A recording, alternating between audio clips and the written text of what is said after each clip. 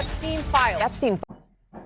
এখন হচ্ছে সবচেয়ে ভাইরাল ইস্যু হচ্ছে অ্যাপস্টেইন ফাইল। আর হচ্ছে এই অ্যাপস্টেইন ফাইলসটা ইউএস এর কাছে হচ্ছে 2019 থেকেই ছিল, কিন্তু এটা হচ্ছে 2025 সালে কেন ভাইরাল হলো? এইটা হচ্ছে ট্রাম্প নিজেই হচ্ছে এখন চাচ্ছে জানি অ্যাপস্টেইন ফাইলটা হচ্ছে প্রকাশ হয়, তার জন্য হচ্ছে এটা ভাইরাল হয়েছে।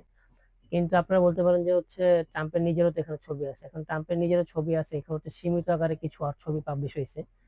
কিন্তু আপনারা যদি এটা পুরোভাবে দেখেন, এখন হচ্ছে ইউএস এর যে হচ্ছে পলিটিক্যাল ইস্যুস, ট্রাস্ট ইস্যুস গুলো চলতেছে, এটা হচ্ছে বিশ্ব বাজারের জন্য এখন হচ্ছে পুরো একটা ধ্বংসের ইয়েতে আছে।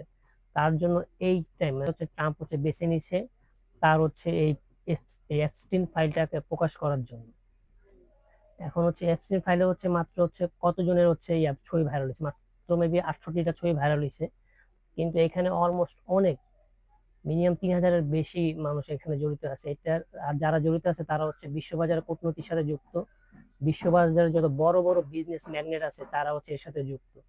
এখন হচ্ছে এটা হচ্ছে এই টাইমে ভাইরাল করার একটাই একটাই ইস্যু হচ্ছে ট্রাম্প নিজেই চাচ্ছে এটা হচ্ছে ভাইরাল হোক।